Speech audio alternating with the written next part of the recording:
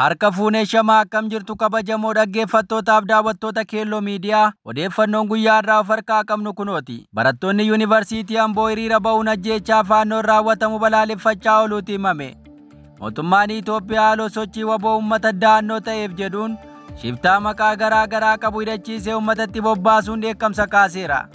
Daangaa naannolee irraan faannoo fi liyyuu hayilii jechuun akkasumas maqaa shanee jedhutti qawwee hidhee as deebi'aa ammoo olola siyaasaa farsaa jiraachaa itti fufuu hin qabu ka jedhan barattoonni Yuunivarsiitii Amboo ganama irraa hiriira nagaa ba'uun gaaffii isaanii jabeessaa turuutu himame.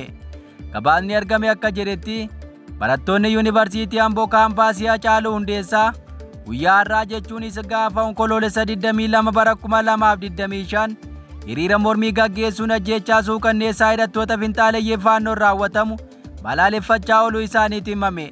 Ajjeechaan saamichi buqqaatii fi dararaan uummata Oromoo irratti raawwatamu haa dhaabbatu jechuun barattoonni kunneen nyaata lagatanii dhaadannoowwan garaa garaa qabatanii hiriira ba'aniiru. Ajjeechaan kun kutaalee Oromiyaa iddoo garaa garaatti raawwatamaa akka turee fi akkasumas raawwatamaa akka jiru akkasumas barattoonni hiriira mormii gaggeessaa jiran kunneen hidhattoonni finxaaleeyyii faannoo morma ilma Oromoo ciibsanii akka hoolaatti dhibaa'uutti qaluutti hanga ajjeechaa jumlaatti gocha suukanneessaa isaan raawwachaa jiran akka balaaleffatanii fi tarkaanfiin akka fudhatamu gaafataniiru. Barattoonni kunneen ajjeechaan suukanneessaan uummata naannoo irratti raawwatame uummata Oromoo maratti gadda guddaa waan ta'eef gochaa kana ni balaaleffannaa jedhan. Haleellaa hidhattoonni faannoo godina Shawaa Lixaa naannoo ganda Halloo Diikiitti raawwataniin yoo xiqqaate lubbuun namoota 25 olii darbuu isaa miidiyaaleen gabaasu. Humna kana mootummaan akka bobbaasetti mooraatti dachaasuu qaba jechuun barattoonni hiriira isaanii irraan gaafataniiru. Odeessa keenya itti aanuun Asteer Maammoo dabalatee qondaalonni mootummaa namoonni 3 Ameerikaatti kooluu galtummaa gaafachuu isaaniitu himame. Bulchiinsa mootummaa Itoophiyaa addatti sirna EPRDF keessatti ga'ee olaanaa baataa akka turte ambaasaaddar Asteer Maammoo kooluu galtummaa gaafataa jiraachuutu gabaafame. Gabaasii argame akka ibsutti haalli bulchiinsa PP ammaa kan isaan yaaddesse ambaasaaddoroonni 3 Ameerikaatti kooluu galtummaa gaafachaa akka jiran ibsameera. Sadarkaa itti aantuu muummichaatti walitti qabduu kilaastera bulchiinsa gaarii ka turtee fi Ameerikaatti itti aantuu ambaasaaddara Itoophiyaa taatee muudamtee ka turte Asteer Maammoo kanneen kooluu galtummaa gaafatan keessatti tarreeffamteetti. Akkasuma biyya Beeljiyeemitti ambaasaaddara ka ture Unatuu Bilaattaa fi ministeera maallaqaa duraanii Jibuutiitti ambaasaaddara Itoophiyaa ta'ee ka tajaajilee fi qoonsilaa Itoophiyaa Mineesotaa jiruttis walitti qabaa ta'ee kan tajaajilu Abdullaaziz Mohammad sadeen kun Ameerikaatti kooluu galtummaa gaafataa jiru jedhame. Qondaalonni kunneen gameeyyii OPDO'n qabdu keessaa isaan adda duree yoo ta'an bulchiinsa biyyattii keessatti gahee adda durummaa baataa akka turan himama. Oduu keenya itti aanuun bulchaan aanaa naannoo humnooti faannoo uummata keenyaaf yaaddoo nageenyaa miti jedhe. Bakkeewwan hawaasni Oromoo faannoon ajjeefamaa jiran ka bulchaa jiru caasaan faannooti ka jedhu komiin adda addaa ni dhaga'ama. Haleellaan humnoota faannoon raawwatame jedhamuun tibbana Shawaa Lixaa naannoo gabaafamaa jiru duuba isaa mootummaan akka jiru akeekameera. Shawaa Lixaatti bulchaan aanaa naannoo Wandafiraaj Luuleessaa jedhamu humnoonni faannoo uummata keenyaaf yaaddoo nageenyaa hin ta'an jechuun ifatti deeggarsa faannoof qabu agarsiiseera. Haleellaa kana duuba humni mootummaa jiraachuu kan agarsiisu yoo ta'u siyaasa ofii ittiin tolfachuuf sababa waboon as keessa socho'uuf haleelamaa jirtu jedhanii uummata biraa deeggarsa argachuuf ofumaa shiftaa ijaaranii uummatatti bobbaasu dubbii inni BBC'tti taasise irraa hubatama. Bulchaan naannoo obbo Wandafiraaj hawaasni nagaan ajjeefame 12 yoo jedhu uummanni ammoo namoonni ajjeefaman 22 ol akka ta'an himu.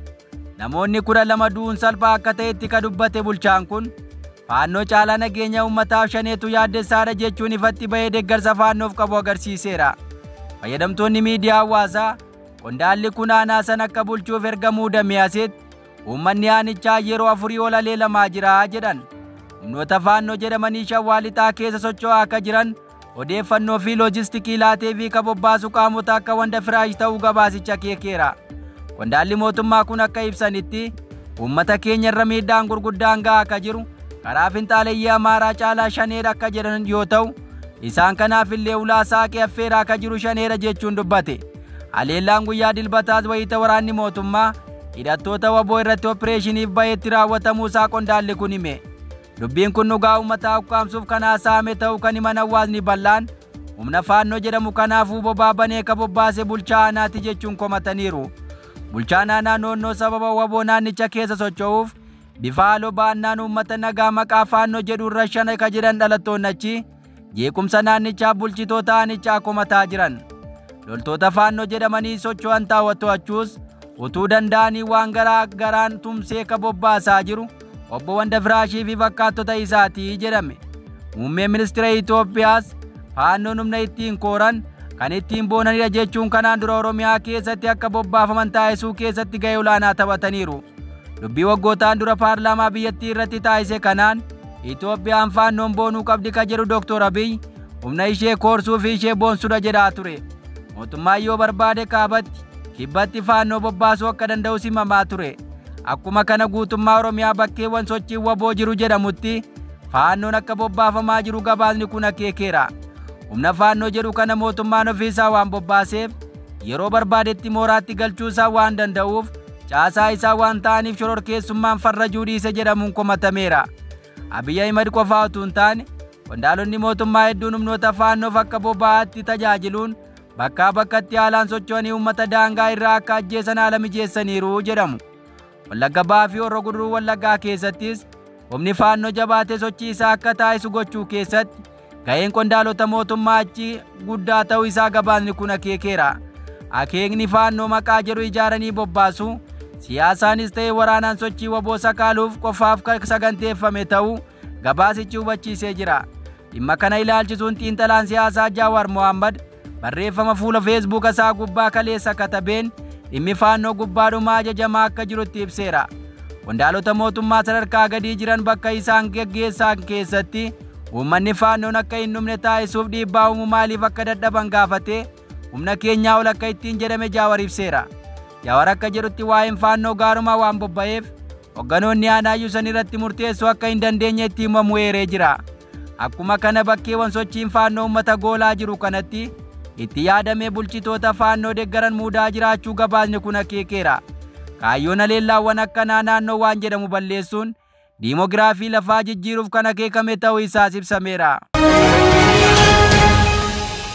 Oduu keenya itti aanuun mootummaan paartilee morkattootaa fi qaamolee hidhannoon socho'an gara wal hubannootti akka dhufan Paatiriyaarkiin mana amantaa Ortodoksii Tawaahidoo Itoophiyaa gaafatan. Paatiriyaarkiin mana amantii Ortodoksii Tawaahidoo Itoophiyaa Qulqulluu Abuna Maatiyaas mootummaan paartilee siyaasaa morkattoonnii fi qaamoleen hidhannoo hidhatanii biyyattii keessa socho'an marti gara wal hubannootti akka dhufan waamicha dhiyeessan. Ibsa walgahii Sinodosii mana amantaa Ortodoksii Tawaahidoo irratti kennaniin Qulqulluu Abuna Maatiyaas abdiin misoomaa boruu dhaloota ammaa kan inni dhugoomuu danda'u biyyattii keessa nageenyii fi tokkummaa yoo jiraate jedhaniiru. Dabalaniis qaamni martinuu gara mirkanaa'uu guddina misoomaaf gara wal hubannootti akka dhufaniif maqaa Waaqayyoon nan gaafadha jechuun dhaamsa dabarsan. Paatiriyaarkiin ibsa isaaniin biyyattii keessatti rakkoon tasgabbii dhabamuu uummatatti yaaddoo ta'uu fi tokkummaa biyyaa irratti dhiibbaa qabaachuu ibsanii kunis waan salphaatti ilaalamuu hin qabne kanaanis yaaddoon uummataa irra xiinsammuu dhaloota eegereef sodaachisaa ta'uu akeekkachiisan. Rakkoon biyyattii baay'een ogeeyyii siyaasaa biyyattiitiin kan uumame jedhanii haalli kun walxaxaa fi kalafarraa harkifate ta'uus akeekan. Kanaafis walitti bu'iinsi amma jiru dhaabatee waldhabdee jiru araaraa fi waldubbiin furuuf bakki akka kennamuuf gumiin kun ni gaafataa jedhaniiru. Rakkoo bara keenya biyyattii keessatti mudate haasaa ollee buluun furmaata hin fidu jedhanii kanaafis gumiin walgahii Sinodosii karaa maluu kaa'uu qabaa jedhaniiru. Waldaan mana amantaa Ortodoksii Tawaahidoo Itoophiyaa qormaata keessa jirti ka jedhan Qulqulluu Abuna Maatiyaas gochaan mana amantichaa ceepha'uu irra taree sadarkaa fakkii qulqullootaa ciruu irra ga'ameeras jedhaniiru. Taateen akkasii seeraan ka gaafachiisu ta'us haga yoonaa garuu warra kana raawwate seeraan gaafachuun gochichas dhaabuun hin danda'amne jedhaniiru. Odeessa keenya birootiin miseensonni waboo duraanii sanyii Nagaasaa wajjin galan waraana bilisummaa Oromootiin booji'amuun dhaga'ame. Shira mootummaa Itoophiyaan xaxuun miseensonni waboo giddu galaa danqaraa waraana bilisummaa Oromootti ta'uudhaaf bosonaa yaa'anii mootummaatti galuun kan yaadatamudha. Loltoonni waboon ajaja sanyii Nagaasaa jala jiran hedduun akka jiraniin irra caalaa mootummaatti kooluu galan. Mootummaanis miseensota kana erga galchee booda sanyii Nagaasaa shurrubbee fi jireenyaa namoota jedhamaniif aangoo gurguddaa kennee warreen hafan ammoo irrumaa jalaan kana maneef aangoos maallaqa siree hedduu isaanii akka hidhaatti naqee gabaafamaa ture. Kana ammoo bosona seenanii waboo akka sakatta'aniif dirqamnitti laatamee turuu miidiyaaleen gabaasaa turan. Oromoon Oromoo cabsuu herrega jedhuun bulchitoonni Itoophiyaa kanaanis gaagaamammaatan akka qaqqabu ga'ee isaanii baataniiru. Haala kanaan warreen bosonatti adamsuu deeman waraanni bilisummaa Oromoo aleelaa akka jiru ibsame. Waboon zoonii lixaa godina Horroo Guduruu Wallaggaa aanaa Jaardagaa jaartee ganda Haroo Lagootti tarkaanfii gaafa onkoloolessa 19 bara 2025 fudhateen loltoota biltsiginnaa hedduu du'aan madoon adabuu isaa gabaasaa ture. Waboon aleellaa kana mooraa waraanaa biltsiginnaa akka bulchiinsa magaalaa Haroo Laguu jiru irratti ka fudhate yoo ta'u, kunis baatii tokko keessatti yeroo lammaffaaf akka ta'e himame. Aleellaa kanaan waboon loltoota sirnichaa hedduu ka booji'e yoo ta'u, warra booji'aman keessatti miseensonni waboo duraanii gananii sanyii Nagaasaa wajjin galan akka keessatti argaman ibsame. Gantoonni sanyii Nagaasaa wajjin galan hedduunis hidhamanii kaan ajjeefamanii kaan ammoo hidhaan baatii 6 hanga umurii guutuu itti murtaa'u muraasni wabootti harka kennachuu fi kaan ammoo qaamolee nageenya biltsiginnaa wajjin hiriiruu miidiyaaleen gabaasaa turaniiru. Oduu keenya birootiin mootummaan hidhattoota faannoo aleele jedhus garichi loltoota mootummaa 3,000 ol ajjeesuu ibse. Raayyaan ittisa biyyaa ibsa baaseen naannoo Amaaraa godina Goojjam lixaa, Goojjam kaabaa fi godina Hawwii keessatti sanbata xiqqaa duula garee finxaaleyyii irratti gaggeesseen hooggantoota faannoo dabalatee hidhattoota 48 ajjeesuu fi kanneen 40 ta'an ammoo madeessuu beeksiseera. Raayyaan ittisa biyyaa ibsa akka lakkoofsa Itoophiyaatti onkoloolessa 9 bara 2018 baaseen Goojjam lixaa aanaa Wambaraa ganda Quucee jedhamu keessatti tarkaanfii miseensota finxaaleyyii faannoo irratti fudhateen 8 ajjeesuu fi 18 immoo madeessuu isaa ibseera. Itti dabaluunis guyyuma san raayyaan ittisa biyyaa sakatta'iinsa gaggeesseen godina Hawwii aanaa Baanjaa ganda Asiim keessatti tarkaanfii garee kana irratti fudhateen miseensonni finxaaleyyii faannoo 23 yoo ajjeefaman 19 ammoo madaa'uu isaanii ibsichi ifoomseera. Raayyaa ittisa biyyaatiin kan ajjeefaman keessaa hundeessaa garee faannoo fi jaarmiyaa garichaa akka ture Chokkol Zammanuu, hundeessaa hoogganaa faannoo Chikkol Kindee, qindeessaa garichaa fi hundeessaa hoogganaa garichaa akka turan Baalisti Zammanuu, Daanyaa Xilawunii fi Girmaa'u Mokonnon fa'aan kanneen ajjeefaman keessatti eeramaniiru. Ibsichi itti dabaluudhaan guyyuma wal fakkaatutti godina Goojjam kaabaa naannawaa aanaa Baahirdaar ganda Daanii Maariyaam keessatti hooggantoota finxaaleyyii 17 du'aan adabuu isaa ibseera. Duula kanaan warra du'uun gabaafame keessaa hoogganaa duula Danaa Maariyaam Shaambal kan miseensa poolisii federaalaa ture Fiqaaduu Qalma Waarqi, hoogganaa Shaambal Minilik Mulaat, hoogganaa Ramaddii Anduwaal Malaak Maraalliny, gaggeessaa Dhibbaa Baqqalaa Xigabuu fi Allaalliny Chiiloot fa'aa akka keessatti eeraman ibsameera. Akkasumas hooggantoonni garichaa kanneen biroo ajjeefaman jedhaman Geetinnat Kaasaa, Isuyaa Wuqqaalaa Beewwagilsaa, Tigabuu Yabiitaa fi Geeta'uun Kaasa'uun fa'aa akka keessatti argaman ibsi raayyaa ittisa biyyaa irraa argame ni mirkaneessa. Walumaa galatti duula onkoloolessa 8 gaggeeffameen miseensonni garee finxaaleyyii faannoo 48 kan ajjeefaman yoo ta'u 40 ammoo madaa'uu kan ibse raayyaan ittisa biyyaa. Kunis qabsoofnoota nageenya naannichaa waraana keenya cinaa dhaabbachuun hojiiwwan kana milkaa'inaan akka geggeessinuuf nu tumsaniini jedheera. Mootummaan kanaa jedhu malee gareen hidhattoota faannoo garuu lola naannoo Amaaraa keessa taasisaa jiraniin loltoota biltsiginnaa 3,000 ol ajjeesuu isaa ibseera.